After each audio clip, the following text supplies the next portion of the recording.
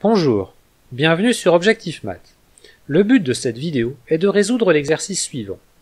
Il s'agit de déterminer les fonctions f continues sur le segment 0,1 à valeur réelle, vérifiant intégrale de 0 à 1 de f au carré de t dt est égale à l'intégrale de 0 à 1 de f au cube de t dt et aussi égale à l'intégrale de 0 à 1 de f exposant 4 de t dt. Ne vous précipitez pas sur la solution, il vous sera plus profitable de chercher à résoudre l'exercice par vous-même. Voici une indication pour vous aider. Vous pouvez commencer par calculer l'intégrale de 0 à 1 de f au carré de t moins f de t au carré dt.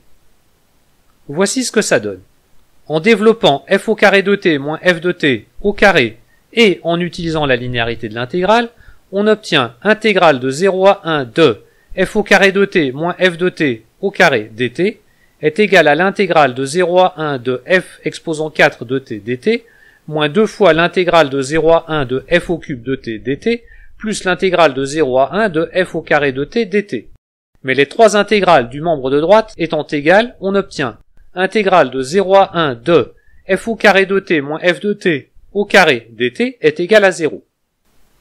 En considérant la fonction g qui à t associe f au carré de t moins f de t au carré, comme f est continu sur le segment 0,1, g est aussi continu sur le segment 0,1, et vu son expression, g est à valeur positive sur le segment 0,1. Et on vient de voir que son intégrale est nulle sur le segment 0,1. On en déduit que g est la fonction nulle sur le segment 0,1. On obtient donc que pour tout t appartenant au segment 0,1, f au carré de t moins f de t est égal à 0. Et donc que pour tout t appartenant au segment 0,1, f de t est égal à 0 ou f de t est égal à 1. Supposons que la fonction f ne soit pas constante.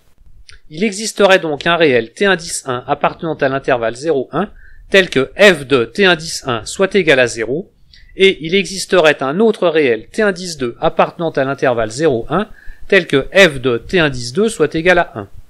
Et comme f est continu sur le segment 0,1 à valeur réelle, on peut appliquer le théorème des valeurs intermédiaires et affirmer qu'il existe alors un réel t indice 3 appartenant à l'intervalle t indice 1, t indice 2, tel que f de t indice 3 soit égal à 1,5.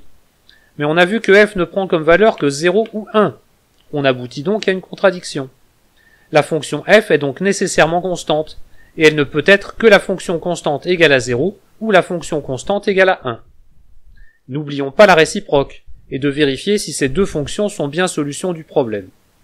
Les fonctions constantes sont continues, et que f soit égal à la fonction constante 0 ou 1, on a f au carré égale à f au cube égale à f exposant 4, donc les trois intégrales de 0 à 1 sont bien égales.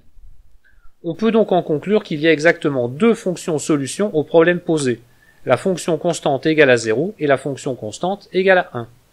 Voilà, cette vidéo est terminée, vous pouvez me laisser des commentaires et me poser des questions. À bientôt sur Objectif Math.